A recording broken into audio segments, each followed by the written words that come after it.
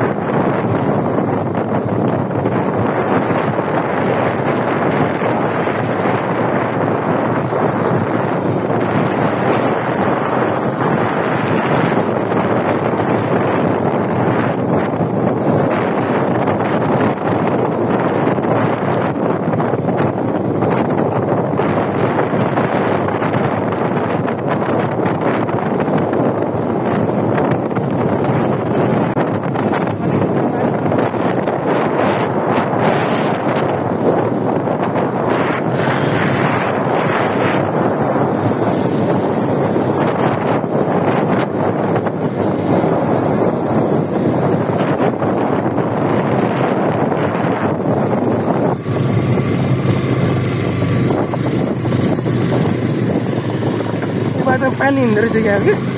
अस्ति पानी आयो अनि भेल आयो पहिरो गयो जम्मै भएछ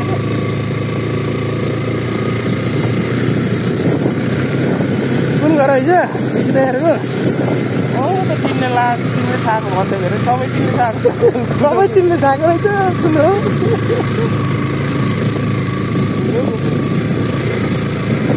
यस्ता बाबा चिज हेर त पानी आएपछि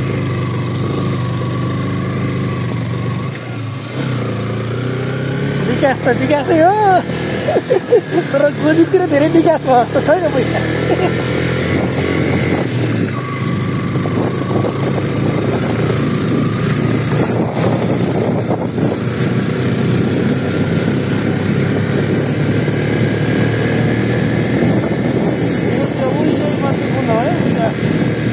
तिन लाख घर हो रे हाम्रो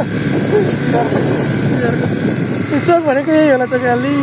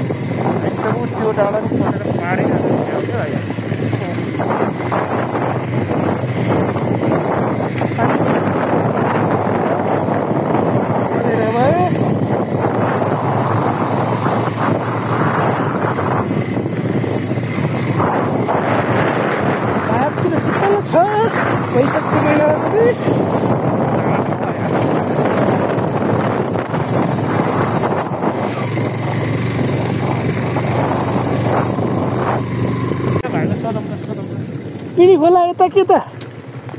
पिनी खोला यता के त पर्यो यता पर्यो त हो ए हुन्छ हस्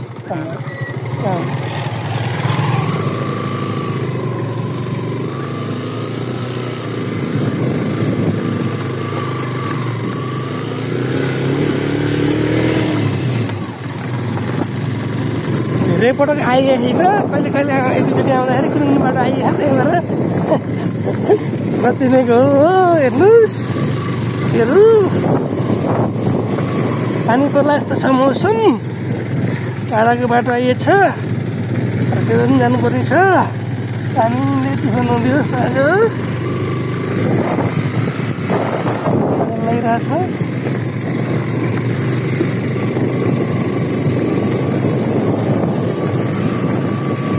सबैले चाहिँ पानी नपरोस् आज भनेर चाहिँ हामी बादलसँगै भेट भएर होला कि पानी पऱ्यो तलबाट हेर्दाखेरि हामी बादलभित्रसम्म होला पानी कोहीसँग जस्तो गरेको त यार दिनु भयो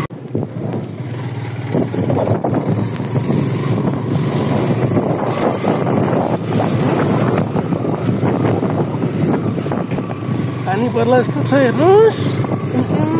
छिटो पर्ला आइसक्यो यो पोल गर्दै राख्दै गर्नुपर्ने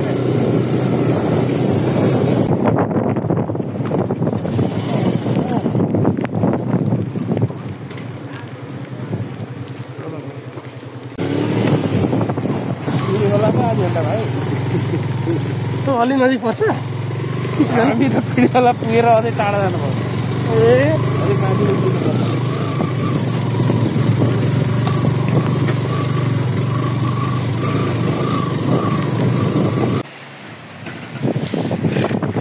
सरर सरर सरर हावा चल्यो हेर्नुहोस् यो सेन्जाको कहाँ कुन ठाउँमा दाजु अहिले हामी टोलाटुङ हो कि के हो ठाउँमा यहाँ पानी पर्नु रहेछ पानी परेन त त्यता मरि परेन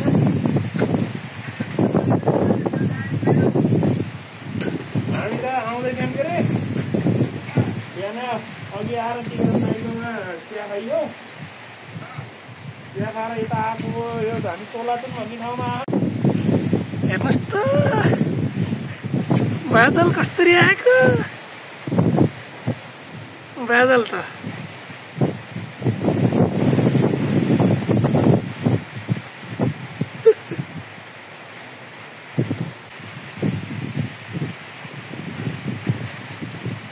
हेर्नुहोस् हामी बादल भन्दा नि माथि रहेछ हौ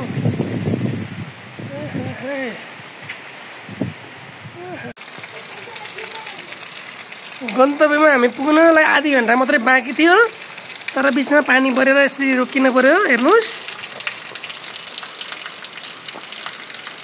अब चाहिँ पानी बिसाउन ला जस्तो छ अब हामी बिस्तारै हिँड्ने कुरो हो अहिले हामी कहाँ छौँ भन्दाखेरि ओलातुङ सेङ्जा गोलाइ नगरपालिका 7 भन्ने ठाउँमा रहेछौँ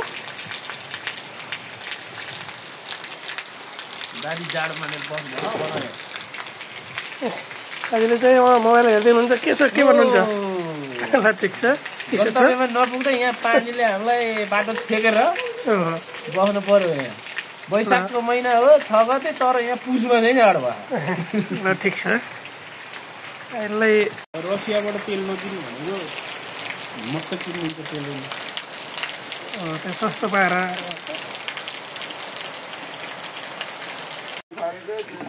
मौसम के भयो यस्तो के भयो यस्तो मौसम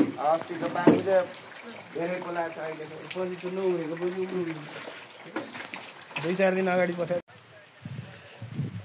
आकाशमा बादल कति राम्रो बादल सेङ्जा हो यो हेर्नुहोस् कुन ठाउँ थाहा भएन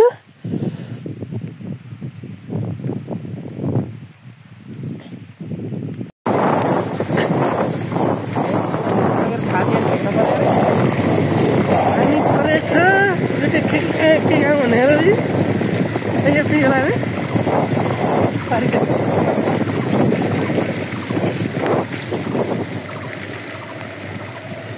मौसम चिसो पानी सिमसिम परेर नि भिजाउनु लागिसक्यो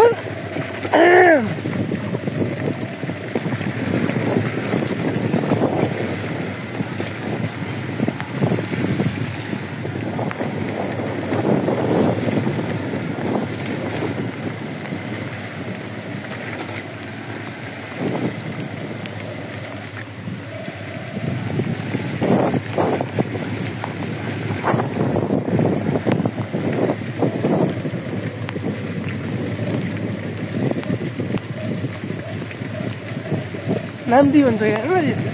हो यता डुँडे भन्छ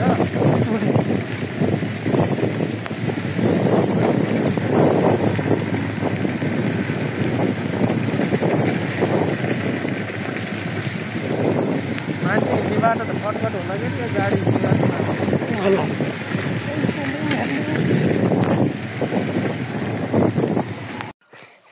पानी परेर बाटो चिप्लो भएर बाइक तलतिर राखेर यहाँ हिँड्दै हो त्यहाँ चाहिँ पिँढी खोला हामी यहाँ माछा ठुलो पँधेरा भन्ने ठाउँमा चाहिँ सत्ता लागेको ठाउँमा चाहिँ हामी आउँदैछौँ पुग्न लागिसक्यो अगाडि हामी दाजु जानुभयो